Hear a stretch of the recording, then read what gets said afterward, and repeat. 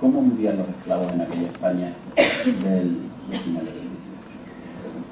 Bueno, cuando Cervantes escribe en el siglo XVII y menciona a Sevilla, lo llama el damero de Europa, porque había 10%, es una cosa que me sorprendió muchísimo enterarme, 10% de personas de color en Sevilla en esa época.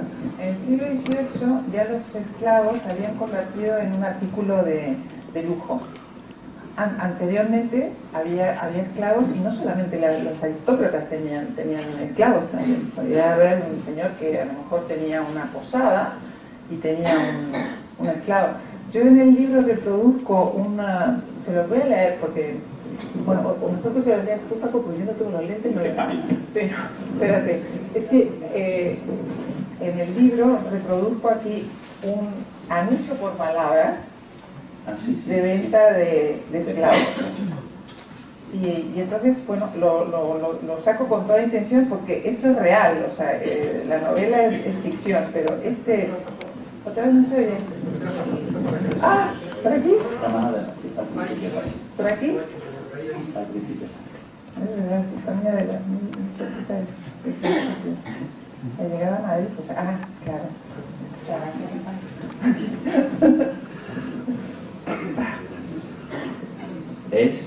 Claro, desde nuestro punto de vista es sangrante porque en el mismo apartado aparecen 4 anuncios. Uno es venta de libros, bueno, bien. Todavía sí. Otro es venta de animales, sanguijuelas, y venta de esclavos, una negra. Se vende recién parida con abundante leche, excelente lavandera y planchadora con principios de cocina, joven, sana y sin tachas y muy humilde. Darán razón en la calle O'Reilly, número 16, el portero. Y después, una negra se vende por no necesitarla el dueño, de nación conga, como de 20 años, con su cría de 11 meses, sana y sin tachas, muy fiel y humilde. No ha conocido más amo que el actual, es regular lavandera, planchadora y cocinera, en la calle del Baratillo, casa número 4, informal. Esta era la reina. Muy cerca de aquí estaba la Cruz del Negro, ¿no? Ahí en la calle General por la Virgen. Estaba la Cruz del Negro donde se vendían y se compraban los esclavos negros en Sevilla. ¿Cuál es la situación? Bueno, hay que decir que el fenómeno de la esclavitud es el mayor genocidio que ha conocido la historia. O sea, las purgas de Stalin y las de Mao Zedong palidecen al lado de esta situación.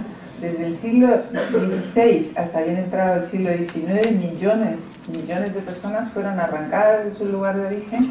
Muchos morían incluso antes de embarcarse, porque lo que hacían los negreros era fomentar las luchas entre las tribus, de modo que eran los propios indígenas los que se mataban entre ellos y se cazaban para entregarse a los negreros que los compraban.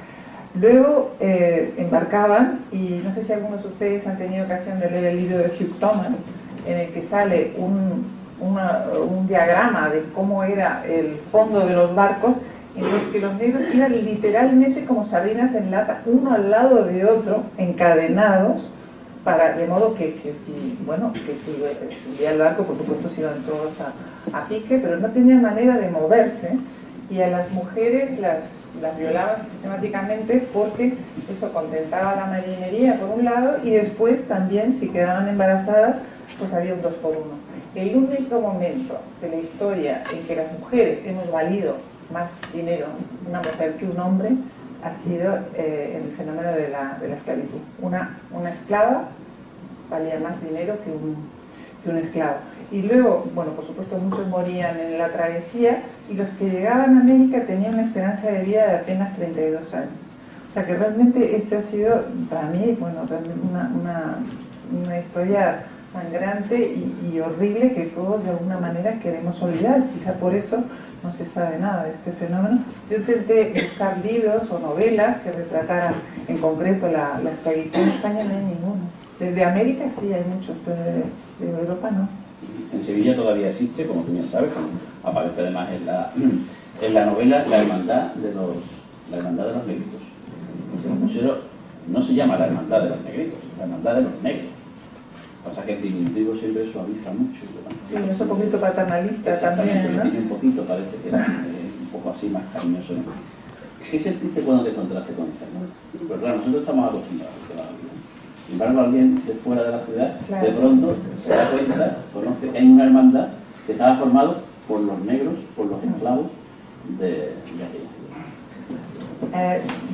Yo, como necesitaba que mi protagonista, Trinidad, que así se llama la esclava, la madre de María de la Luz, fuera buscando a su niña por todos lados, me pareció que era indispensable que viniera a Sevilla, porque yo había oído hablar de la hermandad de los negritos. No sabía muy bien en qué consistía, pero sí sabía que existía, ¿no?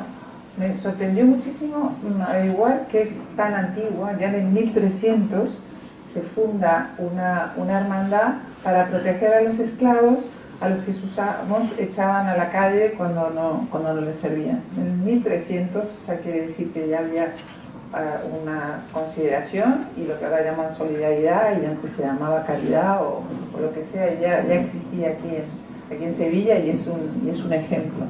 Y entonces, bueno, pude ir a la Hermandad de los Negritos y me contaron historias increíbles, como por ejemplo que en un momento dado, creo que fue en el siglo XVII, su alcaide y es alcalde la cosa, ¿no? Sí, alcalde y el secretario decidieron venderse para defender el dogma de la Inmaculada Concepción, y se vendieron para tener dinero para apoyar este dogma.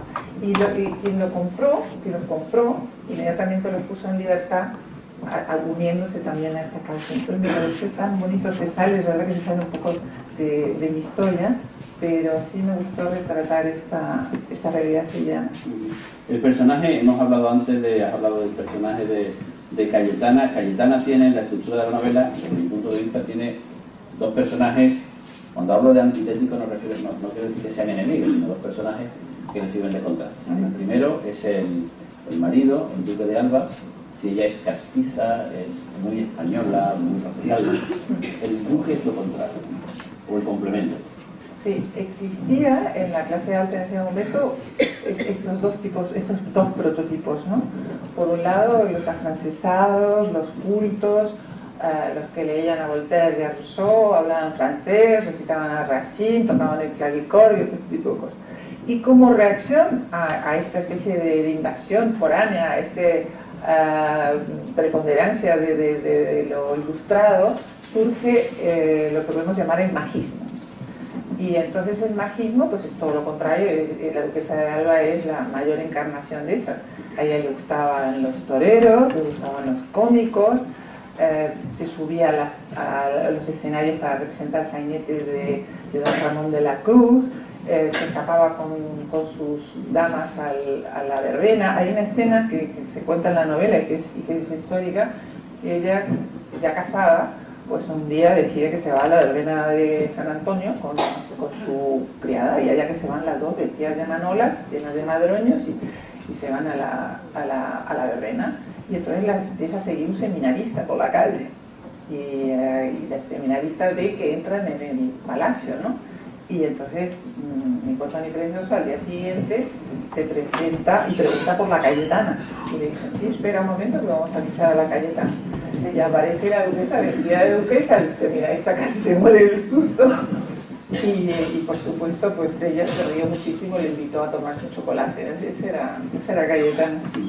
Y el marido era todo lo contrario. El marido era todo lo contrario, era muy amigo del infante Gabriel. El infante Gabriel era, bueno, la gran esperanza de Carlos III, en fin, vana esperanza, porque era su hijo inteligente, ¿no? Él tenía muchos hijos y todos eran un poco brutos, o mejor dicho, poco inteligentes, y en cambio el infante Gabriel era ilustrado, una persona muy culta, y murió de una manera, pues, se podría decir incluso tonta, porque él no se quiso vacunar. No sé si ustedes saben que en el siglo XVIII es cuando se inventa la vacuna.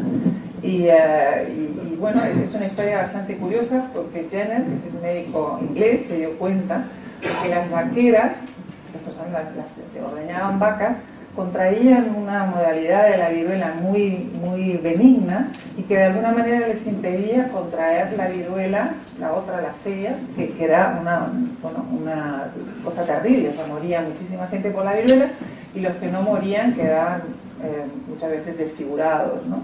Y entonces Jenner decide que, bueno, si de alguna manera puede inocular a esas personas con este virus más benigno, que entonces puede producirse, como sabemos, el fenómeno de la vacuna. Ustedes dirán, ¿cómo inoculaban a la gente si no había agujas hipodérmicas? Esto se lo preguntaba a mi hija, me contó el otro día, que me pareció muy impresionante. Le metían costra de la vaca por la nariz. Y entonces, por supuesto, había unos rumores y unas historias terroríficas, porque en el Punch, que es una revista satírica inglesa, se reproduce, salen reproducidas lo que la gente comentaba por la calle. Entonces, había un rumor que decía que te iban a salir cuernos o que ibas a tener leche, con lo cual la gente no se quería vacunar. La que hizo un gran servicio a la causa de la vacuna, curiosamente, fue María Antonieta.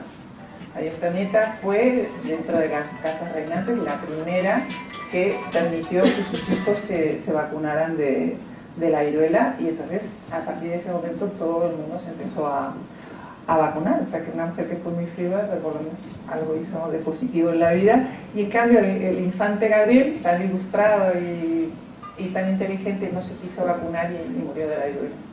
El otro personaje antitético de Cayetana es Trinidad. Vamos, Cayetana está en lo más alto de la nobleza. Trinidad es una esclava negra, ¿no? ¿Qué ocurre con ella? Bueno, Trinidad es... ¿Por qué te fascina? Porque a mí me resulta fascinante el personaje, y lo contás. Me alegro que me digas eso, porque casi me muero haciendo ese personaje de lo que me costó. Me costó porque estaba bordeando el melodrama, que es un género que detesto. Pero bueno, Trinidad, ella es cubana, es la madre de la niña, y entonces yo me imagino que viene a Europa con sus amos. Ella era hermana de leche de su amo. O sea, en aquella época la mortalidad infantil era muy alta, la mortalidad de las mujeres, de los partos, ¿no? Muchas morían.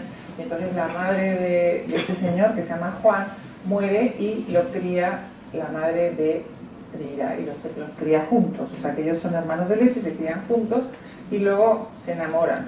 Él, por supuesto, se tiene que casar con otra persona, se casa con una mujer mucho mayor que él, porque su familia está arruinada, y entonces se casa con esta señora Drusila, que es un personaje que a mí me gusta, porque me gustan mucho los malos en las películas. Los personajes de los malos me gusta mucho, de ser mi influencia de Dickens, ¿no? Dickens tiene unos malvados estupendos.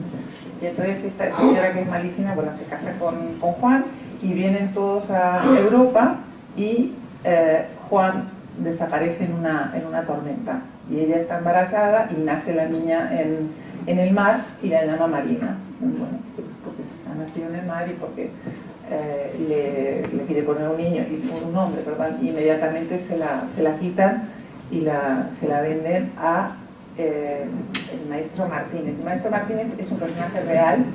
Él era el director o empresario del Teatro Príncipe de Madrid, y eso me permite hacer un fresco de lo que era la vida del teatro en el siglo XVIII, ¿no? Con Moratín y con Ramón de la Cruz y con todos los personajes de esa época.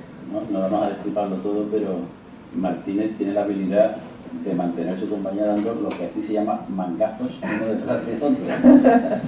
Lo importante era, como en el cine ahora mismo, ¿no? El personaje de Godoy. El personaje de Godoy, que está ahí incrustado. Claro, Godoy no pertenece a la aristocracia, sin embargo se incrusta y tiene una relación con la parmesana, con la María Luisa de Parma, la que le llaman la parmesana en Madrid. Tiene también una relación con Cayetana. Sí, ese personaje también me costó mucho darle forma, porque siempre había una leyenda negra en torno a Godoy, ¿no? Era, o sea, el malo por excelencia, el que ya le dio la puntilla a España en el peor momento, cuando estaba agonizando. Godoy se cargó a España, etc. Sin embargo, ahora ha habido varios libros, entre otros uno de su descendiente, ¿no? De Luis Ruspoli, en el que trata de reivindicar a su antepasado, y también se han hecho públicos los diarios de Godoy, porque Godoy, bueno, era un ilustrado. Hay que decir que Godoy es un personaje complejo en el sentido de que llega al poder muy joven, los reyes lo eligen con apenas veintitantos años. Yo supongo que se habrán fijado en el fenómeno de Pitt. Pitt era el primer ministro inglés en ese momento y llega a tan alta instancia con apenas 24 años y se convierte en un personaje importantísimo en toda Europa, ¿no? Es uno de los modernizadores de Inglaterra. Y entonces Carlos IV sigue un poco lo que habían hecho el resto de sus parientes borbones, que no querían tener como ministros a personas de la aristocracia porque pensaban que de alguna manera se iban a mangonear o bueno, iban a complicar la vida, y entonces procuran elegir a alguien de fuera de esta clase social. Eligen a Godoy. Él pertenece a una pequeña aristocracia extremeña y es muy joven, y con 28 años se convierte en el dueño, vamos, en la persona más influyente de España y por tanto enormemente odiado, ¿no? Pero también hay que decir que tiene muchos rasgos que lo redimen. Era un ilustrado, es el que comienza, por ejemplo, las excavaciones de Mérida. También es el que hace ¿cómo se llama?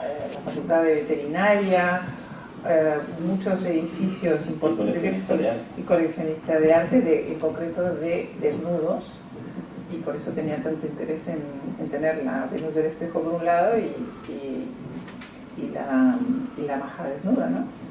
La maja desnuda de la gallina. No lo voy a contar porque si no hago spoiler de mi novela, no lo puedo contar, pero sí quiero decir una cosa. No, te voy a hacer otra pregunta. La niña al final, ¿con quién se va? ¿Con la madre de verdad?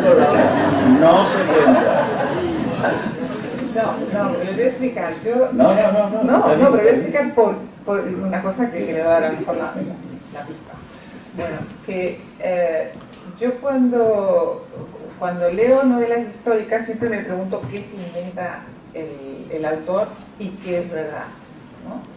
Y como lectora de ese tipo de novelas no me gusta que me cuenten cuentos chinos, por tanto yo tampoco lo hago. Así que me tomo la molestia de averiguar exactamente qué es lo que hoy día se toma por más verosímil en varios enigmas que hay en el libro.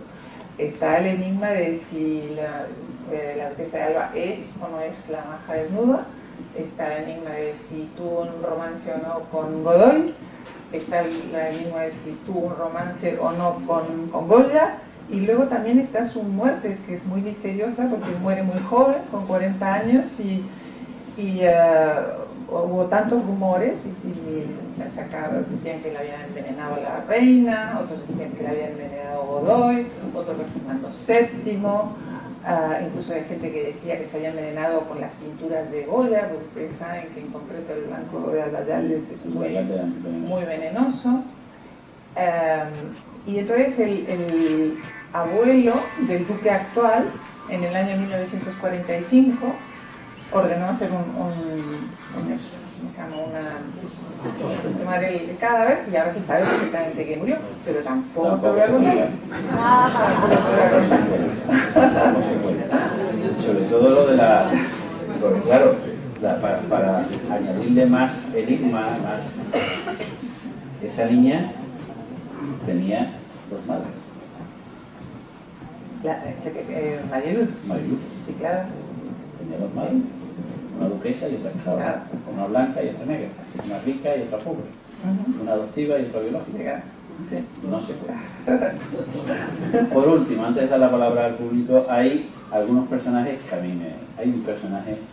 Hombre, yo me dedico a lo mismo que ese tipo. Vamos, a lo mismo no, casi a lo mismo. Hermógenes.